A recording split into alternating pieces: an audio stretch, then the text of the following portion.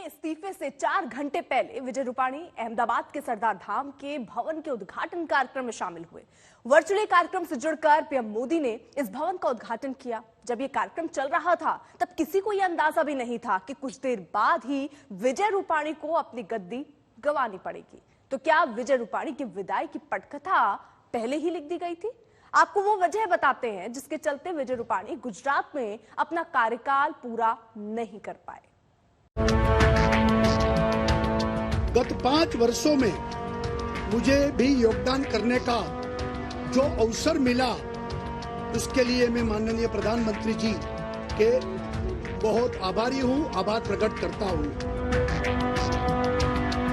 समय के साथ साथ कार्यकर्ताओं के दायित्व भी बदलते रहते हैं। ये हमारी पार्टी की विशेषता है।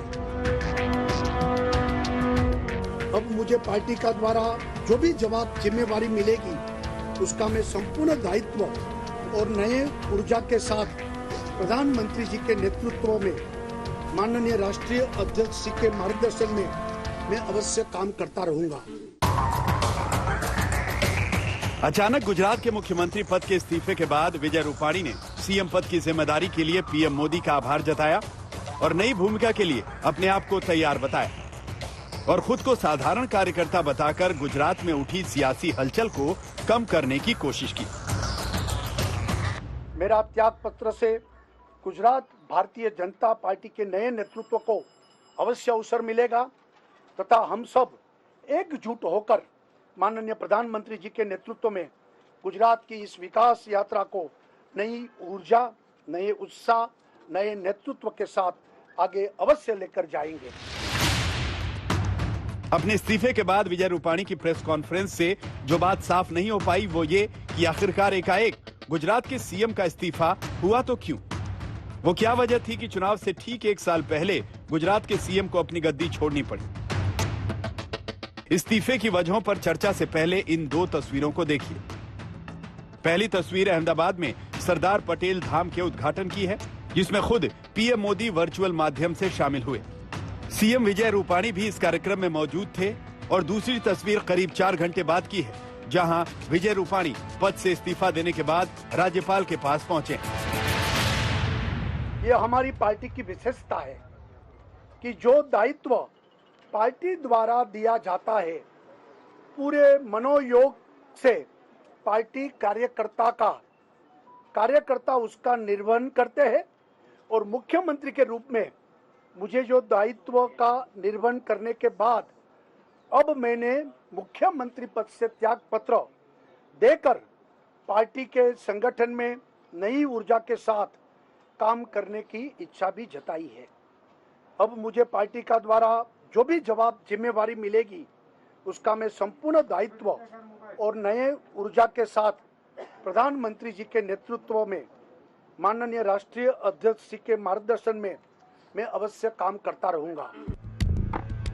अब आप उन वजहों को जानिए जो गुजरात के मुख्यमंत्री के अचानक इस्तीफे का कारण बनी।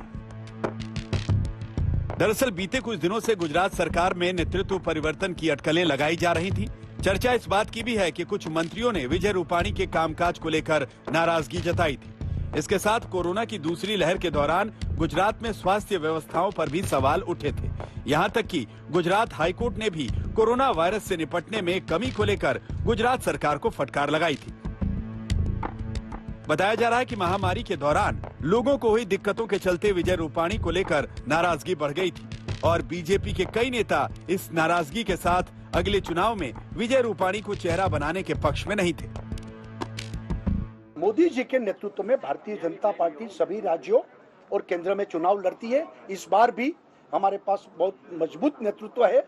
उनके नेतृत्व में हम अवश्य चुनाव लड़ेंगे और अच्छी तरह से जीतेंगे। हालांकि गुजरात से आने वाले केंद्रीय मंत्री पुरुषोत्तम रूपाला नाराजगी के बजाय इस नेतृत्व परिवर्तन का प्रयोग बता रहे हैं ताकि विधानसभा चुनाव में पार्टी बेहतर कर सके। कोई घटना नहीं है। विजय भाई ने भी 5 साल तक ये सीएम पद का जिम्मा निर्वहन किया है। 5 साल तक का टेन्योर, ये कोई छोटा टेन्योर इसमें नहीं मानना चाहिए। और जैसे विजय भाई को एक नए नेतृत्व के रूप में पार्टी ने पसंद करके प्रयोग किए सोचते थे, ऐसे ही पार्टी और नए नेतृत्व के बारे में सोचती होंगी और सोचा होगा। जिस तरह साल 2016 में चुनाव के साल भर पहले अचानक विजय रूपाणी को मुख्यमंत्री पद की गद्दी मिली थी, ठीक वैसे ही उन्हें अब गद्दी छोड़नी भी पड़ी है। 2017 में विजय रूपाणी दोबारा सीएम बने थे, तब भी कई और नामों पर चर्चा थी। अहमदाबाद से गोपी घांगर और दिल्ली से हिमांशु मिश्रा के साथ अशोक सिंघल, आज तक।